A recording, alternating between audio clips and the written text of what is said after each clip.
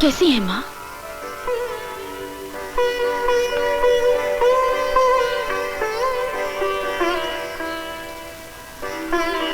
बापू,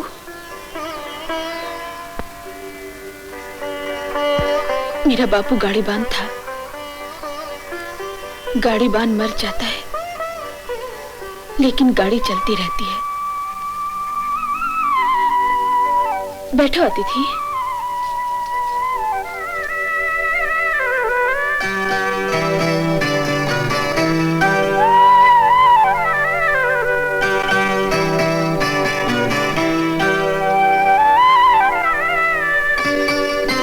उठो अतिथि, भोजन तैयार है।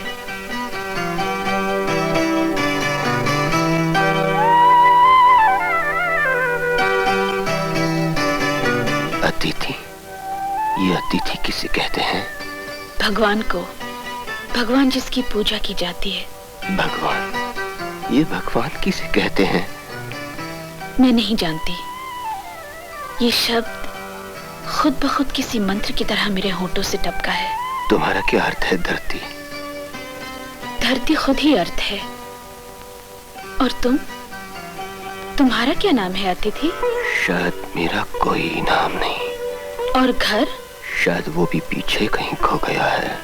हाँ, सारी चीजें खो जाती हैं।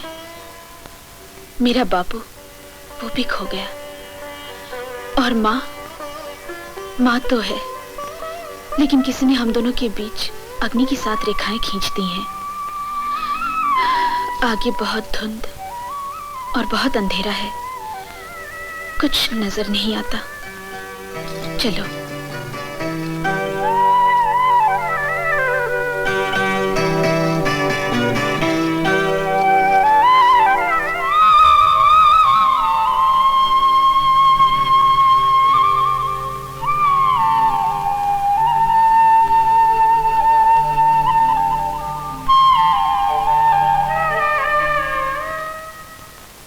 किसे ढूंढ रहे हो? क्या बजा रहे हो? ये बांसुरी है जिसमें भगवान विश्राम करते हैं। मैं किशन हूँ और इसी गांव में रहता हूँ। भगवान का भी नाम होता है, तो मेरा नाम?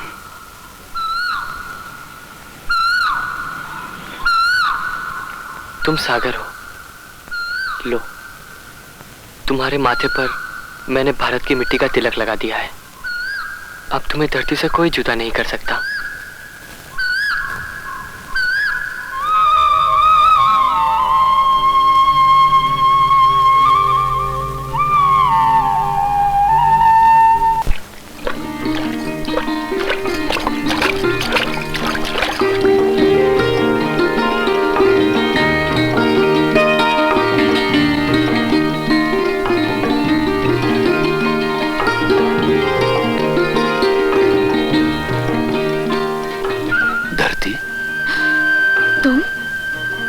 मैं चली।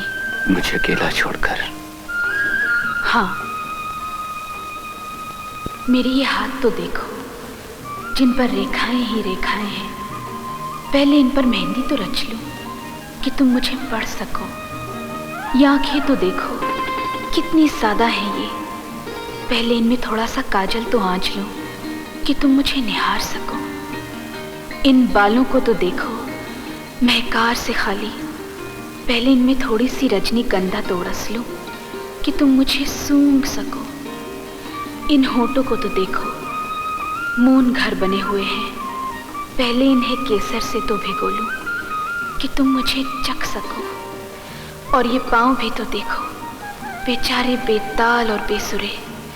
मुझे पहनने तो दो चांदी की झांझरें कि तुम मुझे सुन सको। अच्छा, अब मैं चलती हूँ। तब तक तुम शब्द, संगीत और कविता का ध्यान करो, ताकि जब मैं दोबारा आऊं तो तुम मुझे महसूस कर सको। लेकिन तुमने तो कहा था आज जबकि सूरज निकलेगा तुम मुझे किसी शब्द के साथ जोड़ दोगी। हाँ, मैंने तुम्हारे लिए एक सुंदर और बहुत विस्तार रखने वाला शब्द सोच लिया है, सागर। सागर? लेकिन ये सागर किसे कहते हैं? जिसके पांव के नीचे कोई धरती नहीं होती। सागर जाओ और जाकर तुम भी स्नान कर लो। गंगा में स्नान के लिए आज्ञा की नहीं, इच्छा की जरूरत होती है।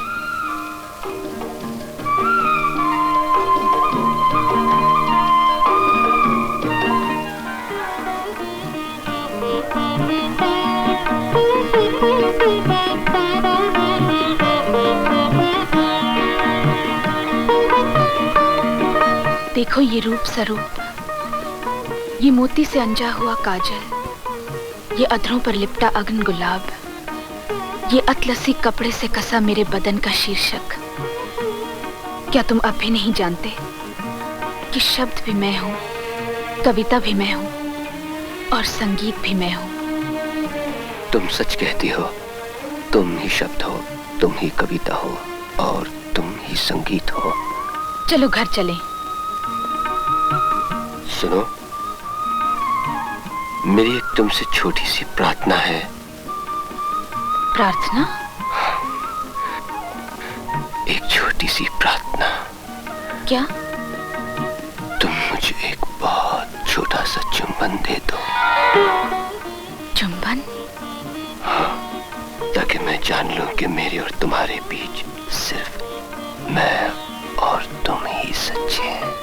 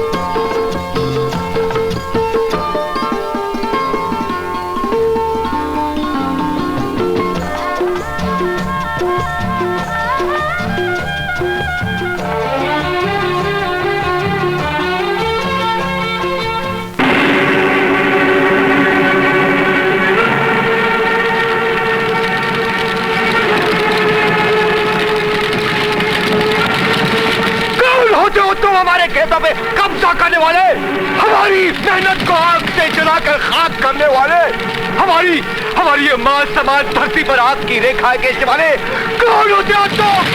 ये सब क्यों? ये अन्याय क्यों? ये अन्याय क्यों? मिस्टर एंड मिसेस कमरीद, जब जब बंजर जमीनों से फसलें लहलहाती, जब जब सूखी टहनियों पर पोपलें फूटती हैं और जब जब मुर्दा पेड़ों पर फल उगते हैं, तब तब हम अपने गैज़ और गजब से उन्हें नेस्त और नाबूद करते रहते हैं। हमने तुम्हारे खेतों को भी अपने कहर के गैज़ और गजब का आशीर्वाद दे दिया है और तुम्हारी इस धरती पर अग्नि की 7 रेखाएं खींच दी हैं। रेखाएं अच्छी लगती है माथे पर कि मनुष्य सोच सके, रेखाएं अच्छी लगती है हाथों में कि मनुष्य पढ़ सके, रेखाएं अच्छी लगती है पाँव में कि मनुष्य चल सके। हे कांते, तू आगे बढ़ और मिटा दे हर रेखा, कि एक ही रेखा अच्छी लगती है धरती पर जो उसे सदा सुहागन रख सके।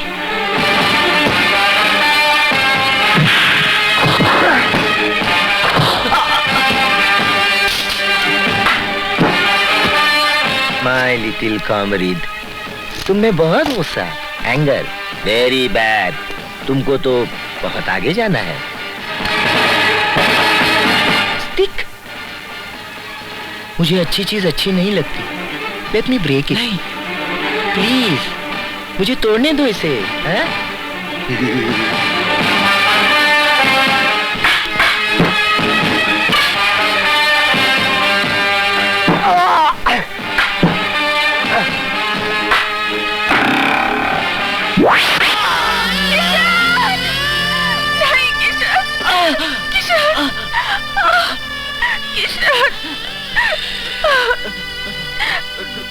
रो मत धरती, किशन कभी नहीं मरता। वो हमेशा दर्द की कोख से जन्म लेता रहा है और लेता रहेगा। असतो मां सद्गमे, तमसो मां ज्योतिर्गमे, मृत्योर्मा अमृतम गमे।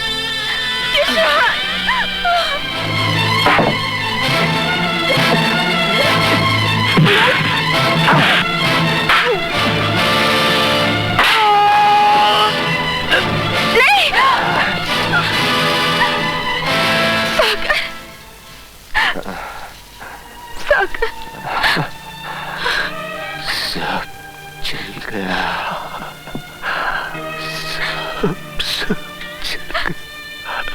सब बर्बाद हो गया। इतने उदास मत हो सागर, इतने उदास मत हो।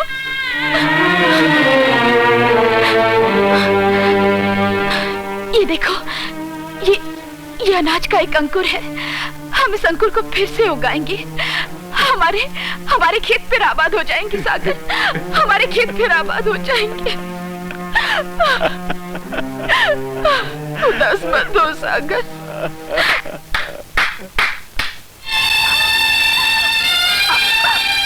रत जगह की तरह कोई मेरी आत्मा की खुशबू में ठहर गया है। कोई मेरे चांद का अता पता पूछे तो उसे कह देना कि मैं मिलन में सच्ची और जुदाई में झूठी बनती जा रही हूँ। कोई फूल जैसे पांव वाला आहिस्ता आहिस्ता मेरे दिल की तरफ बढ़ रहा है। वो अपने नन्हे मुन्ने हाथों से मेरे दिल के दरवाजे पर दस्तक देता है और मेरी लोरी के पन्ने में चुंबन सा रोशन हो जाता है।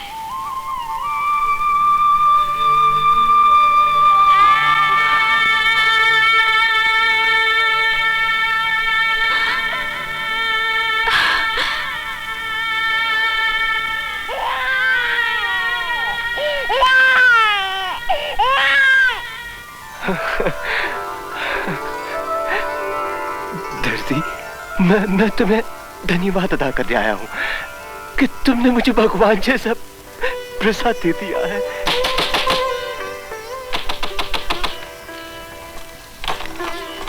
अदालत का आपके नाम सम्मन है। सम्मन?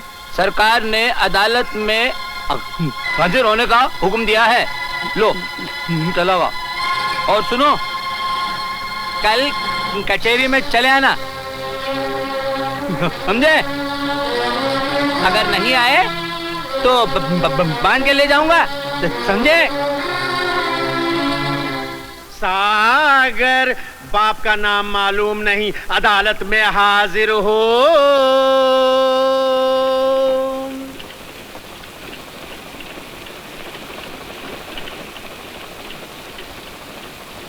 हाँ, तुम्हारा नाम? सागर। बाप का नाम?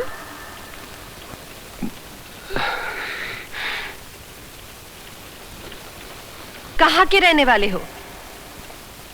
भारत का। अच्छा तो सागर, तुम्हें यह पता नहीं कि तुम्हारे बाप का नाम क्या है और तुम कहाँ के रहने वाले हो, लेकिन तुम्हें यह अच्छी तरह मालूम है कि यह जमीन तुम्हारी है। कैसे? जवाब दो। हाँ, मुझे अच्छी तरह मालूम है कि ये जमीन मेरी है, मेरी अपनी। मैंने खून पसीना बहाकर इस बंजर जमीन को सींचा है सरकार।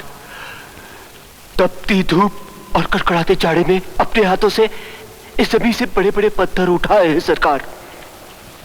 रात दिन मेहनत करके मैंने इस जमीन पर हल चलाया है, बीज बोए हैं, और अब जबकि इस जमीन पर अंकुर फूटने लगे तो ये कहते हैं कि जमीन इनकी है। सरकार, अब आप ही फैसला कीजिए सरकार। वो किसान जो अपना आधा पेट काट कर इस बंजर जमीन को उपजाऊ बनाए, क्या वो जमीन उस मेहनत कश किसान की नहीं है सरकार?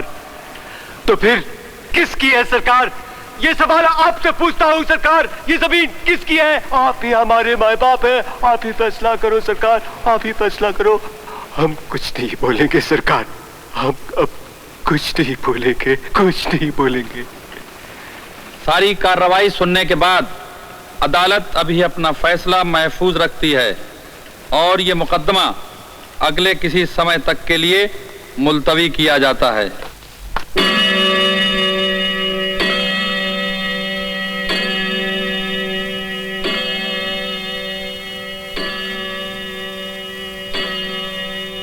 सारी कार्रवाई सुनने के बाद अदालत अभी अपना फैसला महफूज रखती है और ये मुकदमा अगले किसी समय तक के लिए मुलतवी किया जाता है।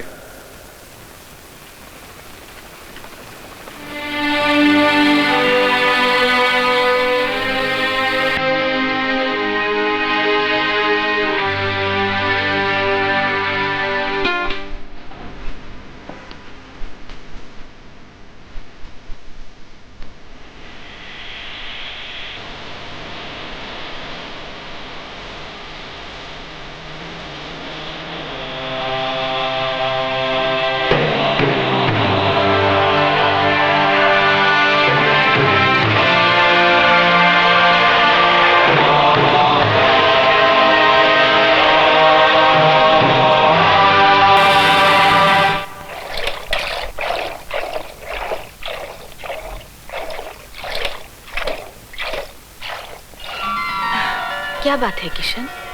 माँ, मुझे शहर में नौकरी मिल गई है। तू शहर चला जाएगा? लेकिन हम लोग तेरे बिना कैसे रहेंगे बेटा? माँ, तू समझती क्यों नहीं? तू और बापू कब तक यूं ही हम इसी तरह अपने आप को मारते रहेंगे? हाँ, शायद तू भी सही कहता है, लेकिन तुझे तेरे बापू की आज्ञा भी तो चाहिए ना? तू चिंता मत कर, मैं उन्हें कैसे भी मना लूंगी। हाँ,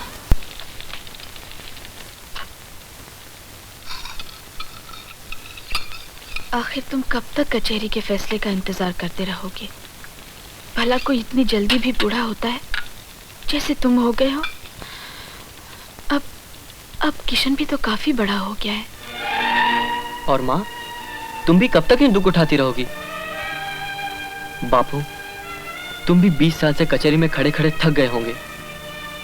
लगता है हमारे दुखों का कोई अंत नहीं। किशन सच ही कहता है, इसे नौकरी मिल गई है। ये कल ही शहर जा रहा है।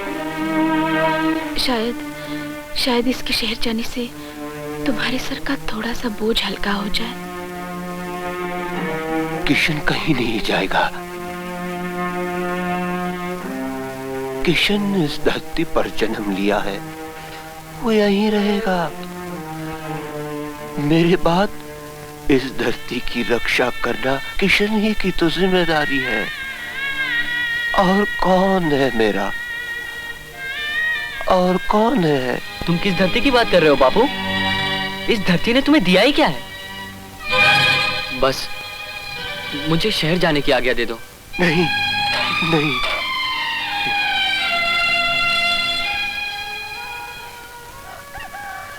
उठो किशन, भोर हो गई। क्या बापू ने शहर जाने की आज्ञा दे दी? चलो सफर की तैयारी करें।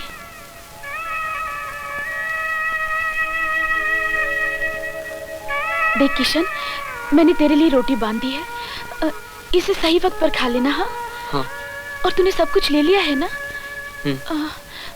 मैं कुछ भूल तो नहीं गई? हाँ, ये देख किशन, इसमें मैंने तेरे लिए पानी भर रखा है, प्यास लगे तो पी लेना। किसी स्टेशन पर मत उतरना। हाँ, अपना ख्याल रखना किशन। अब चल, बाहर गांव वाले तेरा इंतजार कर रहे हैं। चल चल। बहुत देर हो रही है माँ। तेरा बापू अभी तक नहीं आया। हाँ, शायद वो तेरी जुदाई बर्दाश्त नहीं कर सकता। चल बेटा। भगवान तेरी रक्षा करे बेटा, जीते रहो। बिस्मिल्लाहिर्रहमानिर्रहीम। अल्लाह और उसका रसूल तेरी मदद करे बेटा।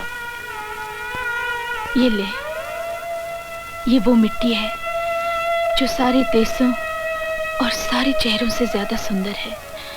हाँ किशन, ये भारत की मिट्टी है, इसका विभाजन नहीं हो सकता। इसे सदा अपने पास रखियो। हाँ,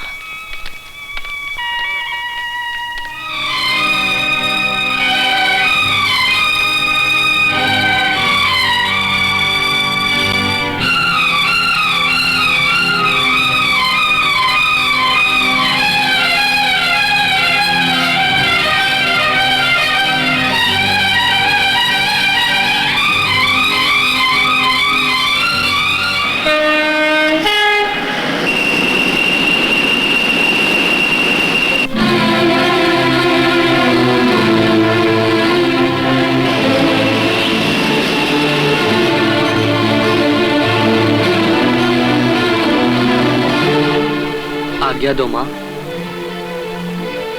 अपना और बापू का ख्याल रखना।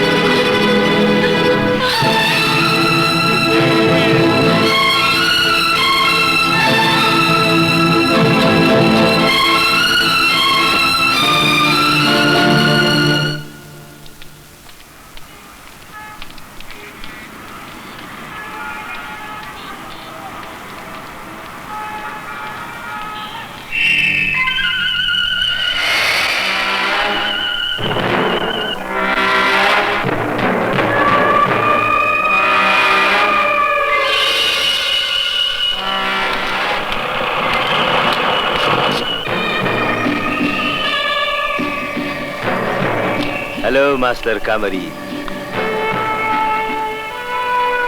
कौन हो तुम? मैं? कहीं तुम वही तो नहीं जिसने मेरे माँ बाप का जीवन? नहीं। ये क्या है? तुम्हें भूख लगी है? हाँ।